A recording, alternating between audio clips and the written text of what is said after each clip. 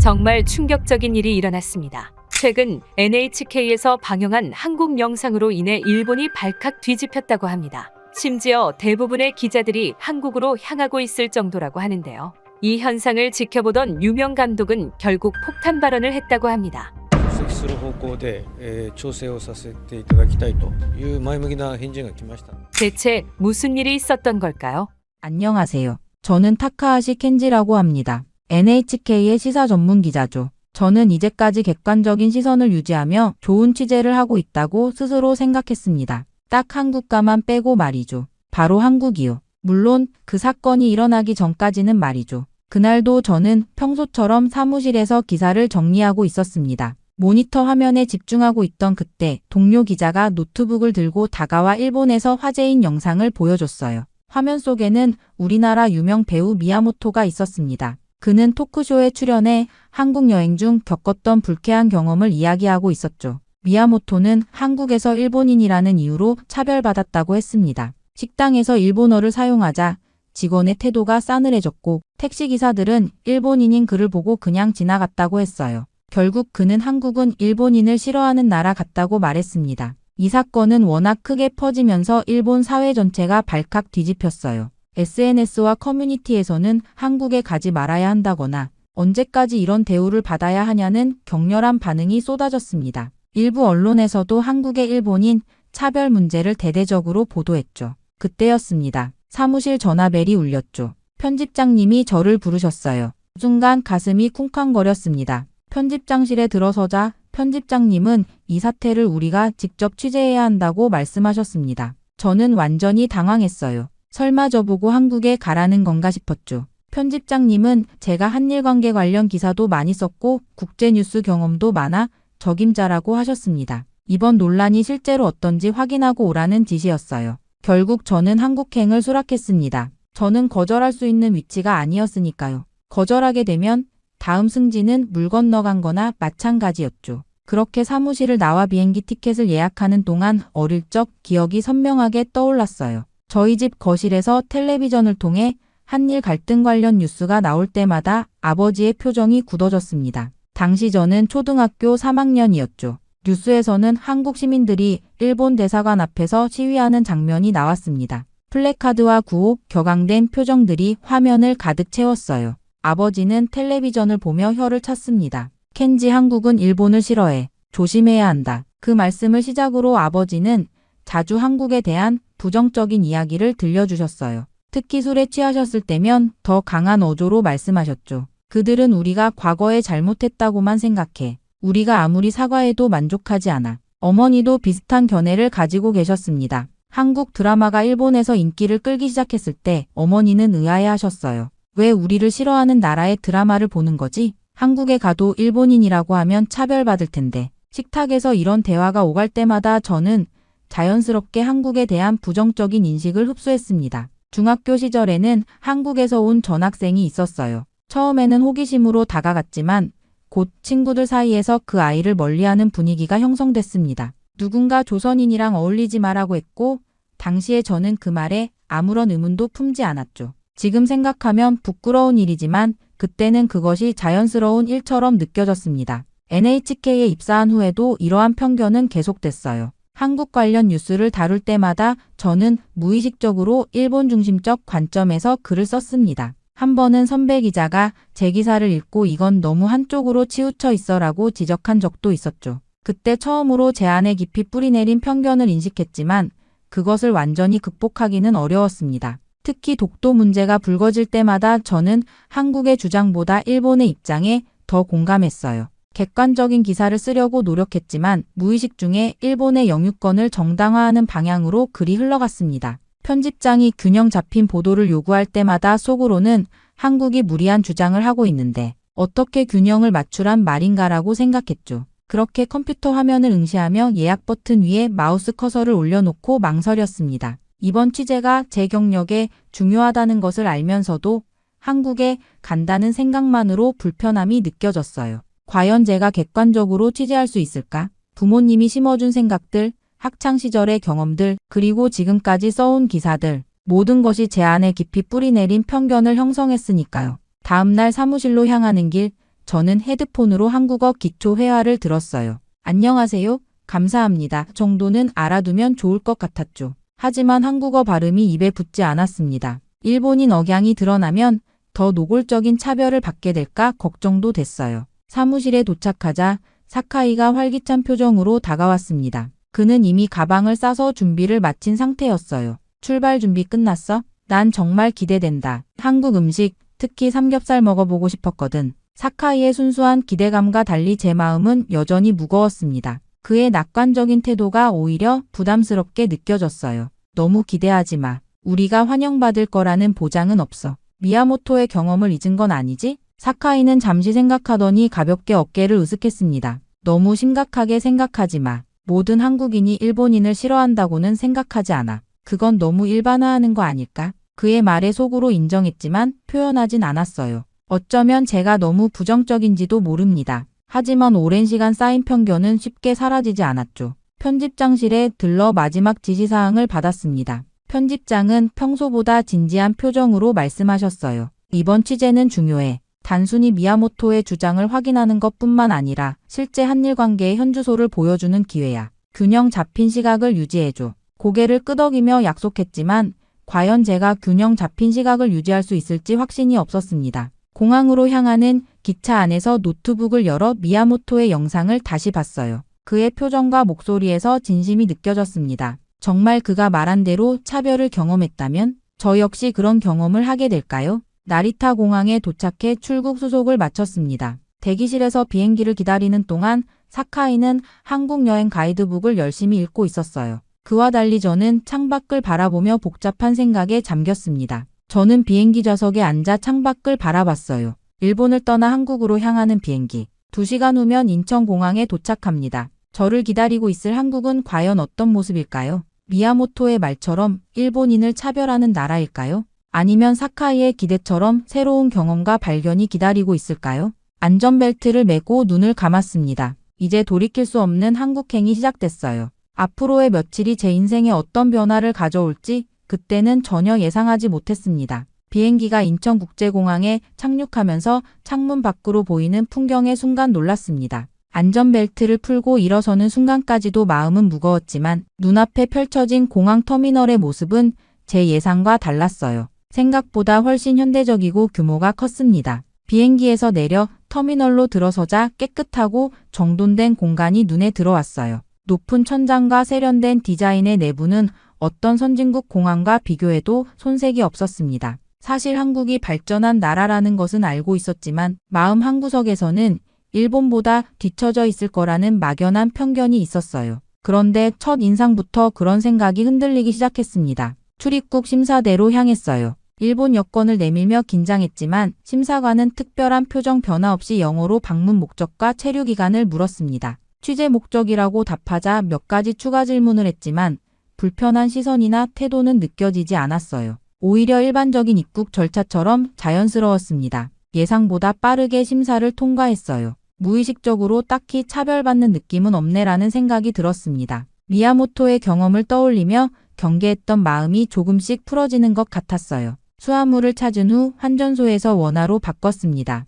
환전 창구 직원도 미소로 응대했고 영어와 간단한 일본어로 필요한 정보를 설명해줬어요. 일본인이라서 불친절하게 대한다는 느낌은 전혀 받지 못했습니다. 서울 시내로 가기 위해 안내판을 살펴보고 있는데 공항 안내 직원이 다가와 도움을 제안했어요. 그는 영어와 기초적인 일본어를 섞어가며 서울 시내로 가는 가장 효율적인 방법을 친절하게 설명해 주었습니다. 공항철도가 편리하다는 안내에 따라 승강장으로 향했어요. 곳곳에 일본어 안내도 되어 있어 길 찾기가 어렵지 않았습니다. 공항철도 승강장으로 향하는 동안 곳곳에 설치된 디지털 안내판과 깨끗한 시설에 감탄했어요. 기차는 정확히 시간표대로 도착했고 탑승 과정도 질서정연했습니다. 객실에 들어서자 깨끗한 좌석과 최신 시설이 눈에 들어왔어요. 도쿄의 나리타 익스프레스보다도 쾌적하다는 생각이 들었습니다. 창밖으로 보이는 풍경도 상상했던 것보다 훨씬 발전된 모습이었어요. 고층 빌딩들과 정돈된 도로 그리고 곳곳에 보이는 녹지 공간이 인상적이었습니다. 사카이는 창밖 풍경에 감탄하며 사진을 찍고 있었어요. 저도 모르게 긴장이 풀어지는 것을 느꼈습니다. 철도는 정확히 시간표대로 움직였고 강역에서의 안내 방송도 한국어뿐만 아니라 영어, 중국어, 일본어로도 나왔어요. 이런 세심한 배려에 다시 한번 놀랐습니다. 미야모토가 경험했다는 차별적인 모습은 적어도 지금까지는 찾아볼 수 없었어요. 서울 시내가 가까워질수록 창밖 풍경은 더욱 현대적으로 변했습니다. 한강을 건너는 순간 그 웅장한 모습에 감탄했어요. 강변을 따라 늘어선 고층 아파트와 빌딩들, 그리고 강을 가로지르는 아름다운 다리들이 인상적이었습니다. 한국에 대해 많이 잘못 알고 있었나? 이 질문이 마음속에 자리 잡기 시작했어요. 지금까지 가지고 있던 한국에 대한 이미지와 실제 눈앞에 펼쳐진 모습 사이에는 큰 괴리가 있었습니다. 적어도 겉으로 보이는 모습만큼은 제가 알던 한국과 달랐어요. 그렇게 저는 서울역에서 택시를 타고 예약해둔 호텔에 도착했습니다. 체크인 과정도 예상보다 수월했어요. 프런트 직원은 영어와 약간의 일본어를 섞어가며 친절하게 응대했습니다. 짐을 풀고 잠시 휴식을 취한 후 서울 도심을 둘러보기로 했어요. 사카이는 자료 정리를 위해 호텔에 남기로 했고 저는 혼자 거리로 나섰습니다. 호텔을 나서자 활기찬 서울의 거리가 눈앞에 펼쳐졌어요. 높은 빌딩들과 화려한 간판, 분주하게 오가는 사람들. 도쿄와 비슷하면서도 다른 분위기가 느껴졌습니다. 처음 보는 한글 간판들을 구경하며 거리를 걷다 보니 어느새 방향 감각을 잃었어요. 지도 앱을 열어보았지만 한글로 된 지명을 식별하기 어려웠습니다. 주변을 둘러보며 길을 찾으려는데 갑자기 한 청년이 다가왔어요. 그는 제가 길을 헤매고 있다는 것을 눈치챈 듯 했습니다. 어디 가세요? 도와드릴까요? 영어로 말을 건네는 청년에게 명동으로 가고 싶다고 답했어요. 그는 자신의 스마트폰을 꺼내 지도 앱을 보여주며 현재 위치와 명동까지 가는 방법을 상세히 설명해 주었습니다. 심지어 근처에 있는 지하철역까지 직접 안내해 주겠다고 제안했어요. 이런 친절한 대응에 순간 당황했습니다. 미야모토의 경험담을 떠올리며 경계했던 마음과 달리 이 청년은 오히려 적극적으로 도움을 주려 했어요. 그의 안내를 따라 지하철역에 도착했고 명동행 지하철을 탈 수 있었습니다. 명동에 도착해 번화가를 걸으며 한국의 젊은 문화를 느낄 수 있었어요. 화장품 가게, 의류 매장, 식당들이 즐비한 거리는 활기로 가득했습니다. 길거리 음식 냄새에 이끌려 한 포장마차 앞에 섰어요. 어묵탕이 맛있어 보였습니다. 이거 주세요. 라고 영어로 말하려다가 무의식적으로 일본어가 나왔어요. 순간 긴장했지만 포장마차 아주머니는 미소를 지으며 어묵을 건네주셨습니다. 일본에서 오셨어요? 이거 서비스 맛있게 드세요. 아주머니는 어묵 1개를 더 접시에 올려주셨어요. 이런 친절함에 깜짝 놀랐습니다. 일본인이어서 차갑게 대할 줄 알았는데 오히려 친절하다니. 이런 생각이 머릿속을 스쳤어요. 어묵을 맛있게 먹고 있는데 옆에 있던 한국인 커플이 일본어로 말을 걸어왔습니다. 도쿄에 여행 다녀온 적이 있다며 일본의 어느 지역에서 왔냐고 물었어요. 짧은 대화였지만 그들의 눈빛이나 태도에서 적대감은 전혀 느껴지지 않았습니다. 거리를 계속 걸으며 현지인들과 몇 번 더 짧은 대화를 나눴어요. 길을 물었을 때도 가게에서 물건을 살 때도 제가 일본인이라는 사실을 알고 난 후에도 한국인들의 태도는 변함없이 친절했습니다. 명동 한복판에서 잠시 멈춰 서서 생각에 잠겼어요. 지금까지의 경험은 미야모토가 말한 것과 완전히 달랐습니다. 일본인이라는 이유로 차별받기는커녕 오히려 특별한 관심과 친절함을 받고 있었어요. 내가 가지고 있던 한국에 대한 이미지가 틀린 건가? 이 질문이 마음속에서 점점 커져갔습니다. 부모님의 말씀, 학창시절의 교육, 그리고 미디어를 통해 형성된 선입견이 하나둘 무너지는 느낌이었어요. 그렇게 서울의 밤거리를 걷다 보니 식욕이 생겼습니다. 사카이에게 연락해 함께 저녁을 먹기로 했어요. 호텔 프런트에서 추천받은 유명한 한식당으로 향했습니다. 거리는 여전히 활기찼고 식당들은 손님들로 북적였어요. 식당에 들어서자 바비큐 향이 코를 자극했습니다. 테이블에 앉자마자 종업원이 친절하게 메뉴판을 건네주었어요. 영어와 일본어가 함께 적힌 메뉴판을 보며 삼겹살과 갈비를 주문했습니다. 잠시 후 종업원이 숯불 그릴에 불을 피우더니 물었어요. 고기 구워드릴까요? 사카이와 눈을 마주쳤습니다. 일본에서는 손님이 직접 고기를 굽는 경우가 많은데 여기서는 종업원이 직접 돕겠다고 하니 신선한 경험이었어요. 고맙다는 말과 함께 도움을 받기로 했습니다. 종업원이 고기를 굽는 동안 테이블에는 다양한 반찬들이 놓였어요. 김치, 나물, 장아찌 등 10가지가 넘는 작은 접시들이 테이블을 가득 채웠습니다. 일본에서도 반찬이 나오지만 이렇게 다양하고 풍성한 것은 처음이었어요. 이 모든 반찬이 무료인가요? 하고 물었더니 종업원은 미소와 함께 고개를 끄덕였습니다. 심지어 비워진 반찬 그릇을 보더니 자발적으로 리필해 주었어요. 이런 서비스 문화에 감탄했습니다. 고기가 익자 종업원은 가위로 고기를 먹기 좋은 크기로 잘라 주었어요. 그리고 한국식으로 고기를 먹는 방법을 친절하게 설명해 주었습니다. 상추에 고기를 올리고 쌈장과 마늘, 고추를 함께 넣으면 맛있어요. 이렇게 싸서 한 입에 드세요. 종업원의 설명에 따라 쌈을 싸서 먹어봤어요. 입안 가득 퍼지는 맛에 감탄했습니다. 고기의 풍미, 신선한 채소의 아삭함, 쌈장의 깊은 맛이 어우러져 환상적인 조화를 이루었어요. 이렇게 부드럽고 맛있는 고기는 처음이야. 사카이도 연신 맛있다며 감탄했습니다. 솔직히 일본 고기보다 맛있다는 생각이 들었어요. 한국의 삼겹살 굽는 방식이 고기의 맛을 더 잘 살리는 것 같았습니다. 식사가 진행되는 동안 종업원은 수시로 와서 고기를 뒤집어주고 익은 고기를 가위로 잘라주었어요. 반찬이 떨어지면 바로 채워주는 세심한 서비스에 감동했습니다. 일본의 식당과는 다른 종류의 환대였어요. 사카이가 소주를 주문했고 함께 한 잔씩 나눴습니다. 분위기가 무르익자 취재 이야기보다는 개인적인 대화를 나누기 시작했어요. 사카이는 한국 문화에 관심이 많다며 K-팝과 한국 드라마에 대해 이야기했습니다. 저도 모르게 경직되었던 마음이 풀어지는 것을 느꼈어요. 식사를 마치고 계산을 하려는데 종업원이 다가왔습니다. 그리고 놀랍게도 일본어로 인사를 건넸어요. 일본에서 오셨어요? 즐거운 여행 되세요. 그녀의 미소 띈 표정에서 진심이 느껴졌습니다. 일본인이라는 것을 알고도 차별 없이 친절하게 대해준 것이 인상적이었어요. 식당을 나서며 깊은 생각에 잠겼습니다. 지금까지의 경험은 미야모토가 말한 것과 완전히 달랐어요. 한국이 일본인을 싫어한다는 기존의 생각이 잘못되었다고 느끼기 시작했습니다. 거리를 걸으며 사카이에게 물었어요. 너는 어떻게 생각해?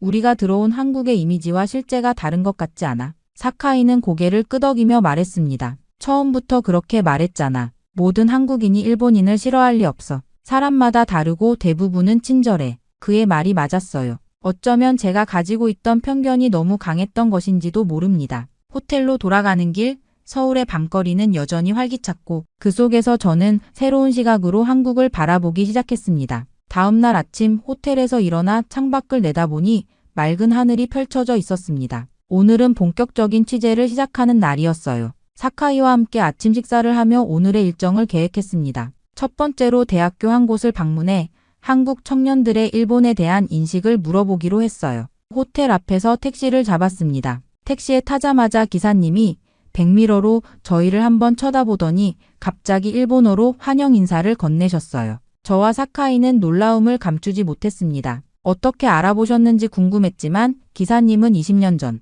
일본에서 3년간 일했던 경험이 있다며 일본인의 특징을 알아보는 게 어렵지 않다고 설명하셨어요. 기사님은 저희가 취재차 왔다는 것을 알고 더욱 흥미롭게 대화를 이어나가셨습니다. 일본 어느 지역에서 왔는지, NHK에서 어떤 일을 하는지 물어보셨어요. 편안한 분위기 속에서 대화가 오갔습니다. 서울에서 꼭 가봐야 할 곳들을 추천해 주시는 기사님의 친절함이 느껴졌어요. 특히 남산타워의 야경을 강조하시며 서울의 전경을 한눈에 볼 수 있다고 하셨습니다. 밤에 방문하면 더 좋을 거라는 조언도 잊지 않으셨어요. 택시 안에서의 대화는 자연스럽고 즐거웠습니다. 기사님은 한일 관계에 대해서도 솔직한 의견을 말씀해 주셨어요. 정치는 복잡하지만 사람 사이의 관계는 그렇게 어렵지 않다는 그의 말씀이 마음에 와닿았습니다. 그도 일본에서 좋은 추억이 많다고 하셨어요. 목적지에 도착하자 요금을 확인하고 지갑을 꺼냈습니다. 요금을 지불하고 택시에서 내리려는 순간 기사님이 급하게 저를 불렀어요.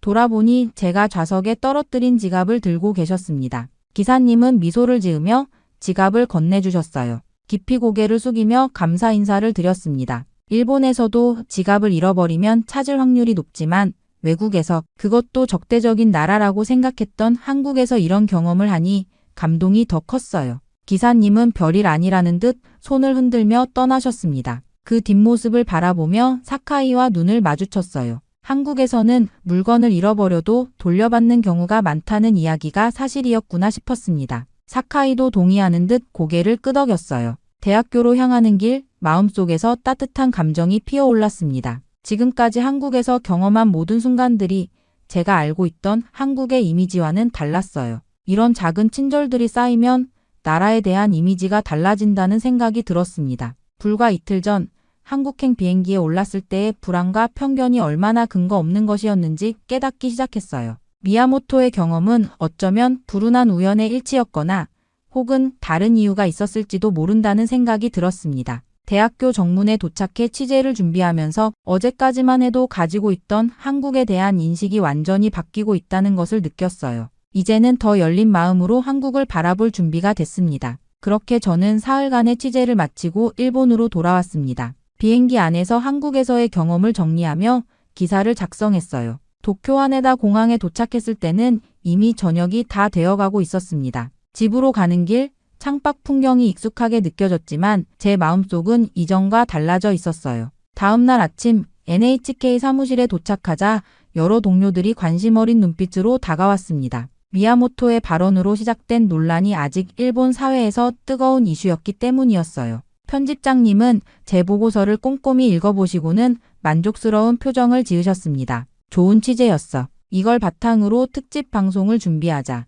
며칠 후 저는 NHK의 시사 프로그램에 출연하게 되었어요. 스튜디오는 긴장감으로 가득했습니다. 진행자는 제게 예상했던 질문을 던졌어요. 타카하시 기자님, 한국에서 일본인 차별을 직접 경험하셨나요? 카메라가 저를 비추는 순간 지난 며칠간의 경험이 머릿속을 스쳐 지나갔습니다. 깊은 숨을 들이마시고 조용히 웃으며 대답했어요. 솔직히 말씀드리자면 저는 한국에 가기 전 한국이 일본인을 싫어한다고 생각했습니다. 하지만 그건 잘못된 편견이었어요. 제가 만난 한국인들은 대부분 따뜻하고 친절했습니다. 진행자의 표정이 놀라움으로 바뀌었어요. 아마 그도 다른 답변을 예상했던 것 같았습니다. 이어서 그가 물었습니다. 그렇다면 한국을 어떻게 평가하시겠습니까? 진지하게 말씀드렸어요. 한국은 일본과 문화적으로 가까우면서도 다른 매력을 가진 나라였습니다. 음식, 사람들의 따뜻한 마음, 그리고 신뢰할 수 있는 사회 시스템까지. 제가 가지고 있던 선입견이 얼마나 어리석었는지 깨달았어요.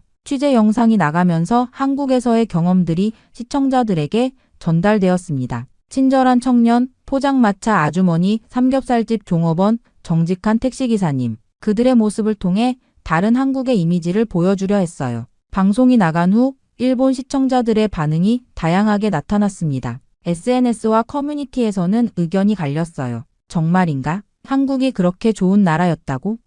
일본 언론이 항상 왜곡해서 보도했나? 나도 한번 가볼까? 예상대로 비판적인 의견도 많았습니다. 방송국이 한국에 매수된 것 아니냐, 특별 대우받은 것일 뿐이다 라는 댓글들도 있었어요. 하지만 저는 제가 경험한 진실을 전달했다는 것에 만족했습니다. 편집장님이 제 책상으로 다가오셨어요. 좋은 보도였어. 많은 사람들의 생각을 바꿀 수 있을 거야. 고개를 끄덕이며 감사 인사를 드렸습니다. 창밖을 바라보며 이번 취재를 통해 배운 점을 정리했어요. 우리는 얼마나 쉽게 선입견을 가지게 되는지, 미디어와 주변 환경이 만들어낸 이미지를 의심 없이 받아들이는지 깨달았습니다. 하지만 직접 경험해보면 전혀 다른 현실을 마주할 수 있다는 것도 알게 되었어요. 노트북을 열고 다음 기사를 구상했습니다. 앞으로도 더 많은 나라를 경험하며 편견을 깨는 기사를 쓰고 싶었어요. 그것이 진정한 기자의 역할이라고 생각했습니다. 마지막 문장을 타이핑하며 생각했어요. 한국은 일본인을 싫어하는 나라라고? 아니, 내가 만난 한국은 따뜻한 나라였다. 그리고 제목을 붙였습니다. 선입견을 넘어서 직접 경험한 진짜 한국. 기사를 저장하고 창밖을 바라보았습니다. 마음속 깊은 곳에서 감사함이 올라왔어요. 한국이라는 나라가 제 오랜 편견을 깨뜨려준 것에 감사했습니다. 만약 이번 취재가 없었다면 저는 여전히 잘못된 시각으로 이웃 나라를 바라보고 있었겠죠. 한 나라를 진정으로 이해하기 위해서는 책이나 뉴스가 아닌 직접 발로 걷고 눈으로 보고 가슴으로 느껴야 한다는 소중한 교훈을 얻었습니다. 이 경험은 기자로서뿐만 아니라 한 사람으로서 제 인생을 변화시킨 귀중한 순간이 되었어요. 앞으로도 이 교훈을 잊지 않고 더 넓은 세상을 향해 열린 마음으로 나아가겠습니다. 충격적인 일이 일어났습니다. 전 세계 예술가들의 고장인 파리, 그곳의 기차역에서 한 소녀가 갑자기 앞보도 보지 않고 바이올린 연주를 하기 시작합니다. 그러자 모든 사람들이 걸음을 멈추고 눈물을 흘리며 앵콜을 외치는데요. 놀라운 건 그 어린 소녀가 바로 한국인이라는 점이죠. 이 사건은 미국 CNN 뉴스에까지 방영이 되며 한 유명 피아니스트는 이제는 클래식의 고장이 한국이라고 해도 과언이 아니다 라는 이야기까지 했다고 합니다. 대체 무슨 일이 있었던 걸까요? 안녕하세요. 저는 클라우스 폰 슈미트입니다. 파리 유명 음악 대학교인 국립고등음악원에서 피아노를 가르치는 교수죠. 저는 유럽의 많은 유명 제자들을 육성하고 클래식을 알리는 것만큼 저에게 큰 기쁨은 없었습니다. 클라우스, 기억해라. 진정한 클래식은 유럽에서만 존재한다. 3대 음악가 집안인 만큼 저희 부모님 또한 제게 유럽 문화의 우월성을 강조했습니다. 그렇게 저도 모르게 그런 생각들을 내면화했죠. 때문에 최고의 음악은 클래식이라고 평생을 자부해왔고 다른 음악들은 거들떠도 보지 않았죠. 그런데 이런 저를 요즘 괴롭히는 일이 있습니다. 바로 한국이죠. 특히 얼마 전 뉴스에서 우연히 본 K-팝 공연 영상은 저를 불쾌하게 만들었어요. 화려한 춤과 현란한 영상미, 귀에 감기는 멜로디에 사람들이 열광하는 모습이 이해되지 않았습니다. 게다가 요즘은 길거리만 지나면 자꾸 귀를 찢어질 듯 때리는 한국의 싸구려 음악들이 자꾸 들려와요. 이곳은 유럽이잖아요? 대체 왜 저렇게 고상하지도 않고 듣기만 해도 스트레스를 받는 저런 노래가 왜 판을 치는 거냐고요? 더욱 화가 나는 것은 클래식의 입지가 점점 줄어들고 있다는 점입니다. 특히 얼마 전 제 단골 바에서 있었던 일은 정말 충격적이었어요. 고음질의 클래식을 벗삼아 와인 한 잔을 마시면 마치 과거로 돌아간 듯한 느낌이 드는 곳이라 10년 넘게 다녔던 곳이었죠. 그런데 갑자기 그 집이 문을 닫는다고 하지 않겠어요? 제 유일한 마음의 안식처였던 곳이 말입니다. 이유를 물으니 맞은편 바에서 K-팝을 트는데 사람들이 모조리 그곳으로 몰려 더 이상 운영을 할 수가 없다고 하더군요. 순간 분노가 치밀어 올랐습니다. 미개한 한국의 노래에 열광하는 사람들을 도저히 이해할 수가 없더군요. 언제부터 파리지앵들의 수준이 이렇게 낮았는지 자국민들한테까지 실망감이 들더군요. 결국 저는 그렇게 저희 단골집마저 잃고 말았습니다. 그 이후로 K-팝이나 그런 공장에서 찍어낸 듯한 아이돌 노래를 권하는 사람들과는 말도 섞지 않았어요. 모두가 미쳤다고 생각했거든요. 물론 그 아이를 보기 전까지는 말입니다. 그날은 특별한 날이었습니다. 제 제자 로베르토 카발리가 세계 투어를 마치고 파리로 돌아오는 날이었으니까요. 로베르토는 뉴욕, 런던, 베를린, 도쿄 등 세계 각지를 돌며 공연했습니다. 저는 그가 아시아 투어를 한다고 했을 때 살짝 눈살을 찌푸렸던 기억이 났습니다. 왜 굳이 그곳까지 가야 하느냐고 생각했죠. 젊은이답게 열린 마음을 가지고 있었던 로베르토는 음악에는 국경이 없다고 말했었습니다. 저는 그때는 회상하며 플랫폼으로 향했습니다. 플랫폼에는 이미 많은 사람들이 모여 있었습니다. 아마도 로베르토의 팬들인 듯했어요. 저는 흐뭇한 미소를 지었습니다. 제 제자가 이렇게 인기를 끌다니 자랑스러웠죠. 그리고 마침내 로베르토가 검은색 코트 자락을 휘날리며 플랫폼에서 내렸습니다. 저는 그를 향해 한 걸음 다가갔죠. 그 순간 예상치 못한 일이 벌어졌습니다. 주변에서 누군가 로베르토 카발리를 알아보고 외치자 순식간에 사람들이 모여들기 시작했어요. 로베르토의 얼굴은 살짝 당황한 기색이었지만 곧 프로다운 미소를 띄었습니다. 팬들이 사인을 요청하고 사진을 찍자고 했죠. 제 제자는 모든 요청에 친절하게 응했습니다. 아시아 투어에서 돌아온 그를 향해 도쿄 공연이 얼마나 환상적이었는지에 대한 감탄의 말도 들렸습니다. 가슴이 뿌듯했죠. 이것이 바로 유럽 정통 클래식의 힘이라고 생각했습니다. 세계 어디서든 인정받는 진정한 음악의 힘이요. 특히 제 제자가 아시아 청중들마저 사로잡았다는 사실이 은근히 만족스러웠습니다. 그때 로베르토가 갑자기 발걸음을 멈췄습니다. 그의 시선이 한쪽으로 향했고 눈이 반짝였습니다. 가르드 리옹의 한편에는 누구나 연주할 수 있는 피아노라는 표지판과 함께 그랜드 피아노가 놓여 있었습니다. 파리시의 공공예술 프로젝트였죠. 로베르토의 표정에서 파리에 돌아와 연주하고 싶은 마음이 역력했습니다. 저는 미소를 지었습니다. 이 순간이 바로 음악의 순수한 기쁨이니까요. 로베르토는 짐을 제게 맡기고 피아노로 향했습니다. 사람들은 금세 그가 누구인지 알아보고 하나둘 모여들기 시작했죠. 하지만 그때까지만 해도 제가 곧 마주하게 될 예상치 못한 만남에 대해서는 전혀 알지 못했습니다. 제 음악관, 나아가 세계관을 흔들어 놓을 만남 말이죠. 그때였습니다. 군중 사이에서 작은 움직임이 보였습니다. 사람들이 슬며시 귀를 내주고 있었죠. 저는 호기심의 시선을 그쪽으로 돌렸습니다. 그리고 놀랐습니다. 10살 정도로 보이는 동양 소녀가 바이올린 케이스를 들고 조심스럽게 앞으로 나오고 있었거든요. 소녀는 로베르토에게 다가가 자신이 한국에서 왔다고 소개했습니다. 그리고 바이올린을 가리키며 이 곡을 조금 알고 있으니 함께 연주하고 싶다는 의사를 표현했습니다. 제 가슴속에서 불편한 감정이 피어올랐습니다. 유럽 클래식의 영역에 감히 한국 소녀가. 이건 말도 안 되는 일이었습니다. 로베르토의 반응은 제 예상과 달랐습니다. 그는 환한 미소를 지으며 고개를 끄덕였고 피아노에서 조금 물러나 소녀에게 자리를 내주었습니다. 소녀의 얼굴에 기쁨이 번졌습니다. 그녀는 서둘러 바이올린 케이스를 열고 악기를 꺼냈죠. 저는 그 광경을 지켜보며 불쾌감이 치밀어 올랐습니다. 세계적인 피아니스트와 함께 연주한다고. 파리 한복판에서? 이런 철없는 용기가 어디서 나오는 걸까요? 아마도 부모님이 소녀를 과대평가하는 모양이라고 생각했습니다. 동양인들이 자녀 교육에 광적이라는 얘기는 들었지만 이 정도일 줄은 몰랐습니다. 소녀는 바이올린을 턱에 고정시키고 조율을 시작했습니다. 그 모습은 적어도 전문가처럼 보였죠. 하지만 저는 여전히 회의적이었습니다. 기껏해야 몇 년 배운 아마추어일 테니까요. 로베르토가 소녀에게 말을 걸었습니다. 아마도 어떤 곡을 연주할지 묻는 것 같았어요. 관객들 사이에서 수군거림이 들렸습니다. 일부는 흥미로워 보였고 일부는 저처럼 의구심을 품은 것 같았죠. 제 옆에 선 프랑스 신사는 고개를 갸웃거리며 미심쩍어 했습니다. 그의 표정에서 저와 비슷한 생각을 읽을 수 있었어요. 이게 무슨 상황이지? 로베르토가 건반 위에 손을 올렸습니다. 소녀도 바이올린을 구준비 자세로 들었죠. 잠시 눈빛을 교환한 후 두 사람은 거의 동시에 연주를 시작했습니다. 첫음이 울려 퍼졌습니다. 그리고 그 순간 저는 완전히 얼어붙고 말았어요.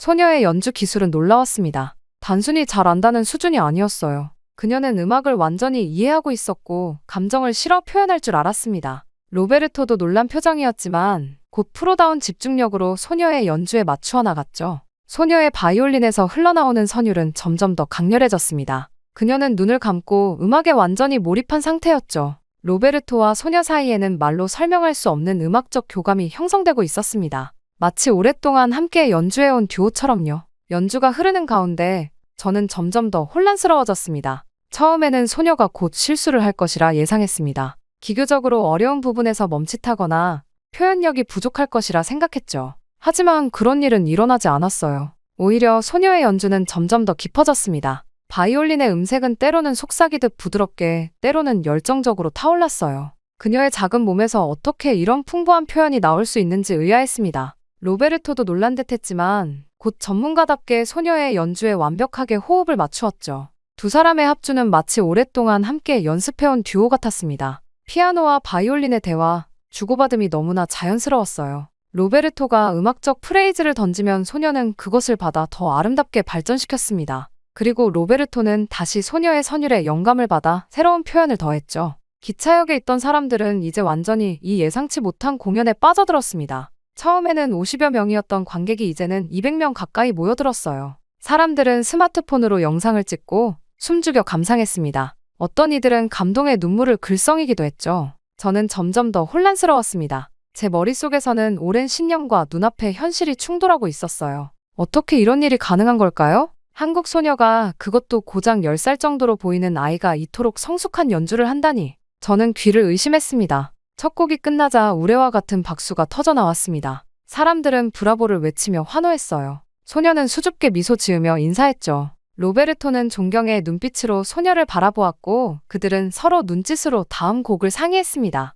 놀랍게도 그들은 더욱 깊은 정신성을 요구하는 클래식 명곡을 연주하기 시작했습니다. 제가 학생들에게 이 곡을 가르칠 때는 항상 강조했습니다. 이 곡은 단순히 연주하는 것이 아니라 영혼을 담아야 한다. 고요. 소녀의 바이올린에서 흘러나오는 음악은 놀라웠습니다. 그녀는 단순히 음표를 읽고 연주하는 것이 아니라 음악의 본질을 이해하고 있었어요. 매 프레이즈마다 깊은 호흡과 함께 바이올린이 마치 노래하는 것 같았습니다. 로베르토의 피아노는 소녀의 연주를 완벽하게 받쳐주었죠. 그 순간 제 안에서 무언가가 흔들렸습니다. 설마 한국에도 이런 재능이? 이런 의문이 머릿속을 스쳤습니다. 그동안 저는 진정한 클래식 음악은 유럽의 전유물이라고 굳게 믿어왔습니다. 아시아 음악가들은 단지 기교만 뛰어날 뿐 진정한 음악적 깊이는 없다고 생각했죠. 마지막 음이 공중에 울려 퍼지고 순간 기차역 전체가 정적에 휩싸였습니다. 그리고 곧이어 폭발적인 박수와 환호성이 터져 나왔어요. 사람들은 자리에서 일어나 기립박수를 쳤습니다.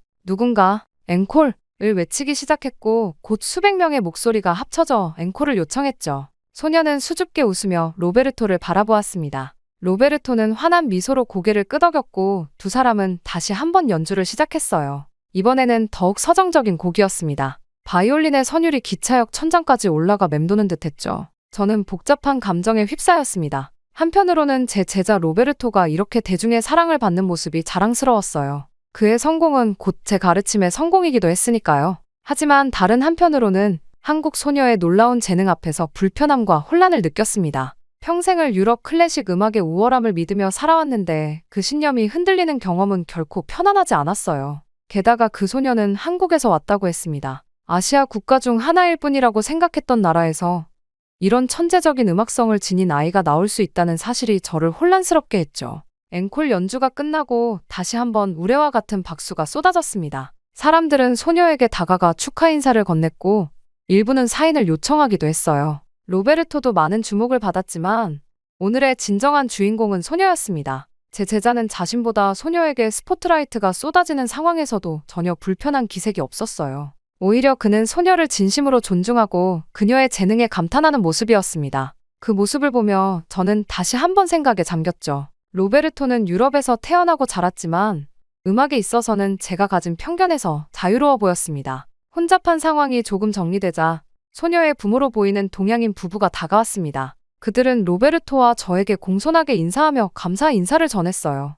로베르토는 소녀의 재능을 높이 평가하며 칭찬했고 소녀는 쑥스러운 듯 미소 지었습니다. 소녀의 이름은 이수환이라고 했습니다. 그들은 파리 여행 중이었고 우연히 기차역에서 로베르토의 연주를 듣게 되었다고 했죠. 기차역을 나와 택시를 타고 집으로 돌아가는 길, 저는 침묵에 잠겼습니다. 로베르토는 이수환의 연주에 대해 열정적으로 이야기했지만 저는 적당히 고개만 끄덕였어요. 머릿속은 온통 혼란스러웠습니다. 집에 도착해서 로베르토를 배웅한 후 저는 소파에 깊이 몸을 묻었습니다. 오늘의 경험이 머릿속을 떠나지 않았어요. 이수환의 바이올린 선율이 귓가에 맴돌았죠. 어떻게 그런 어린 소녀가, 그것도 한국에서 온 아이가 그토록 깊은 음악성을 가질 수 있는지 이해할 수 없었습니다. 밤이 깊어가고 저도 모르게 노트북을 켜고 한국 클래식 음악을 검색했습니다. 그리고 놀라운 사실들을 발견했죠. 한국 출신의 세계적인 피아니스트, 바이올리니스트, 첼리스트들이 생각보다 많았습니다. 국제 콩쿠르에서 우승한 사례들,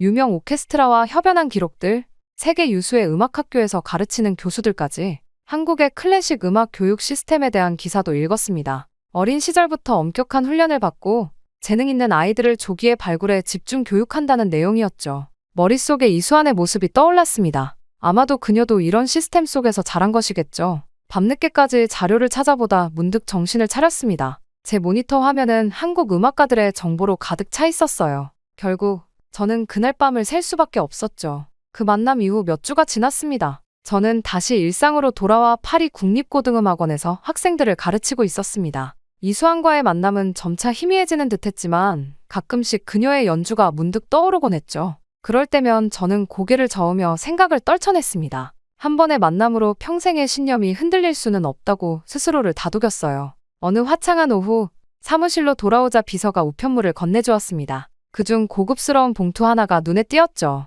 봉투를 열어보니 독일 미넨의 이자르 피라모니콜에서 보낸 초청장이었습니다. 존경하는 클라우스 폰 슈미트 교수님께 저희 이자르 피라모니콜에서 개최되는 특별 공연의 교수님을 초청하게 되어 영광입니다. 초청장에는 공연 날짜와 함께 프로그램이 상세히 적혀 있었습니다. 연주의 기획자는 개인적인 메모도 남겼더군요. 저의 음악적 해안과 지식을 높이 평가하며 이번 공연에 특별 VIP석을 마련했다는 내용이었습니다.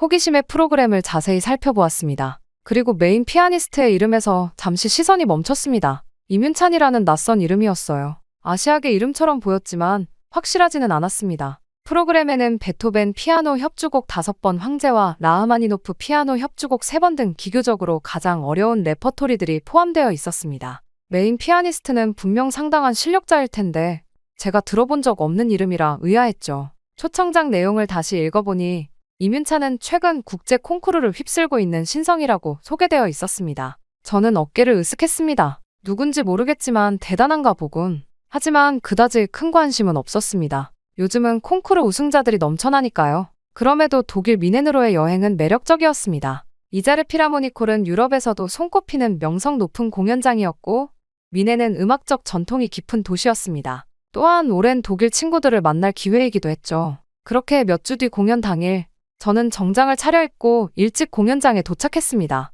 로비는 이미 관객들로 북적였어요. 놀랍게도 많은 사람들이 임윤찬에 대해 열띤 대화를 나누고 있었습니다. 그의 쇼팽은 정말 혁명적이야. 베토벤 소나타를 그렇게 연주하는 사람은 본 적이 없어. 같은 말들이 들려왔죠. 저는 VIP석으로 안내되었습니다. 자리에 앉아 프로그램 북을 다시 한번 살펴보았어요. 임윤찬의 사진 옆에는 세계가 주목하는 새로운 피아노의 거장, 이라는 문구가 쓰여 있었습니다. 과장이 심하다고 생각했지만 곧 제 생각이 얼마나 잘못되었는지 깨닫게 될 줄은 몰랐습니다. 공연장이 완전히 채워지고 불이 어두워졌습니다. 무대에 한 젊은 아시아인이 등장하자 관객들의 열렬한 환호성이 터져나왔어요. 이민찬이었습니다. 그는 겸손하게 고개를 숙여 인사한 후 피아노 앞에 앉았습니다. 첫 곡의 첫 음이 울려 퍼지는 순간 저는 충격을 받았습니다.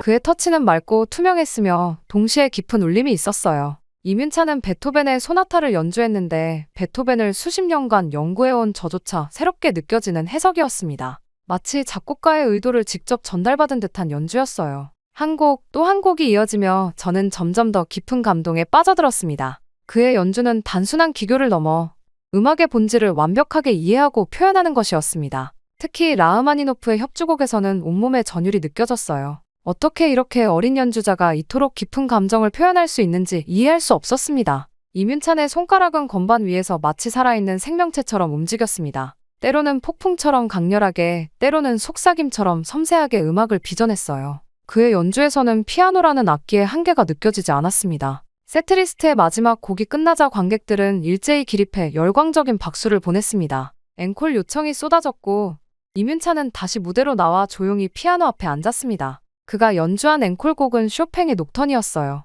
그 순간 저는 무언가 따뜻한 것이 뺨을 타고 흐르는 것을 느꼈습니다. 눈물이었습니다. 저도 모르게 흘러나온 감동의 눈물이었어요. 어떻게 이렇게 어린 나이에 이런 경지에 도달할 수 있단 말인가. 그것도 한국이라는 제가 클래식 음악의 변방이라 생각했던 나라에서 온 연주자가? 앵콜이 끝나고 공연장을 나오면서 갑자기 파리 기차역에서 만났던 한국 소녀 이수환의 모습이 떠올랐습니다. 그 소녀의 바이올린 연주에 느꼈던 놀라움, 그리고 오늘 이민찬의 피아노에 느낀 감동이 겹쳐졌어요. 제 마음속에 오랫동안 자리 잡고 있던 선입견의 벽이 조금씩 무너지는 소리가 들리는 듯했습니다. 공연장을 나와 호텔로 돌아가는 길, 저는 마음을 진정시키기 위해 미넨의 밤거리를 천천히 걸었습니다. 이민찬의 연주가 귓가에 생생하게 맴돌았습니다. 그의 손끝에서 피어난 음악은 단순한 소리의 나열이 아닌 영혼의 언어와도 같았습니다. 지금까지 제가 들어본 어떤 피아니스트와도 비교할 수 없는 특별함이 있었어요.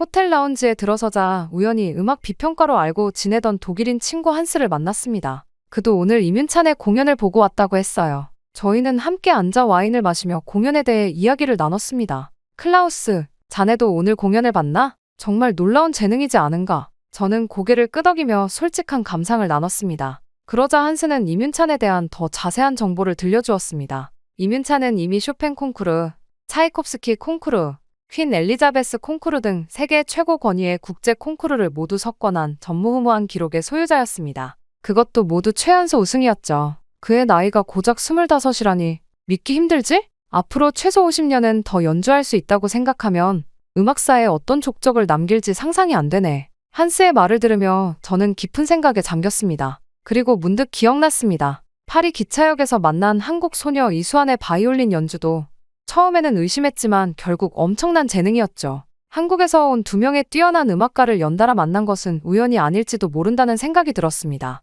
한스, 혹시 한국의 음악 교육 시스템에 대해 아는 것이 있나? 한스는 미소 지으며 고개를 끄덕였습니다. 그에 따르면 한국은 최근 10년간 클래식 음악계에서 가장 주목받는 나라 중 하나였습니다. 체계적인 조기 교육, 국가적 지원, 그리고 한국인 특유의 열정과 집중력이 결합된 결과라고 했죠. 사실 음악계에서는 이미 K-클래식이라는 용어가 생겨날 정도야. 한국 출신 음악가들이 세계 무대를 휩쓸고 있거든.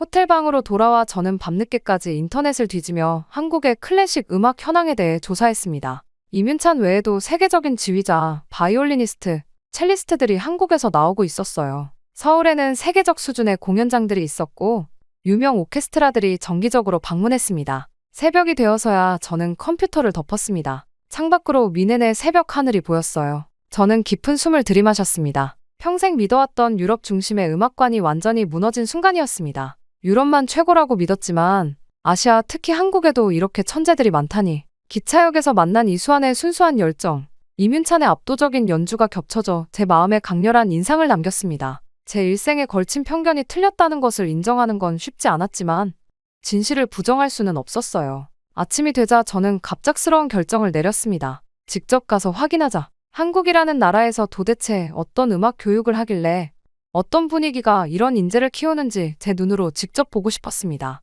한국으로 가야만 한다는 생각이 마음을 사로잡았습니다. 저는 평소에 침착함을 잃고 마치 어린아이처럼 들떠있는 제 모습을 발견했습니다. 짐을 챙기는 손길은 평소보다 빨랐고 가슴은 두근거렸습니다. 몇십 년간 쌓아온 제 가치관이 무너지는 순간이었지만 이상하게도 두려움보다는 설렘이 더 컸어요. 마치 오랫동안 닫혀있던 문이 열리고 그 너머로 새로운 세계가 펼쳐지는 듯한 기분이었습니다. 공항으로 향하는 택시 안에서 저는 창밖으로 스쳐 지나가는 미네네 풍경을 바라보았습니다. 유럽 문화의 아름다움은 여전히 제 가슴에 소중했지만 이제는 그것이 세계의 전부가 아니라는 사실을 받아들였습니다. 음악이라는 거대한 바다에서 유럽은 단지 한 부분일 뿐이었어요. 파리에 도착해 짐을 챙기고 곧바로 인천행 비행기에 올랐습니다. 비행기가 이륙하며 유럽 대륙이 작게 보이기 시작했습니다. 저는 마음속으로 다짐했어요. 편견의 틀에서 벗어나 더 큰 세상을 배우겠다고. 그리고 어쩌면 이제까지와는 완전히 다른 새로운 음악의 세계가 저를 기다리고 있을지도 모른다는 기대감에 가슴이 뛰었습니다. 창밖으로 펼쳐진 구름 위로 해가 떠오르고 있었습니다. 마치 저의 새로운 여정을 축복하는 듯했죠. 한국, 그곳에서 저는 무엇을 발견하게 될까요? 새로운 학생들, 새로운 동료들, 그리고 무엇보다 새로운 시각. 이 여행이 제 인생의 전환점이 될 것이라는 확신이 들었습니다. 음악은 국경이 없다는 말을 평생 입으로만 했던 것 같습니다. 제 마음속으로 중얼거렸습니다. 이제야 진정으로 그 의미를 이해하게 되었네요. 한국이라는 나라를 통해 제 편견이 깨졌고 소중한 교훈을 얻었습니다. 유럽 중심의 좁은 시각에서 벗어나 더 넓은 세계로 나아갈 준비가 되었어요. 한국에서 저는 또 어떤 음악적 영감을 얻게 될지, 어떤 새로운 재능들을 만나게 될지 생각만 해도 가슴이 벅차오릅니다. 이것이 바로 진정한 음악가의 여정이 아닐까요? 비행기는 동쪽으로 계속 날아갔고 저는 새로운 시작을 향해 마음을 열었습니다.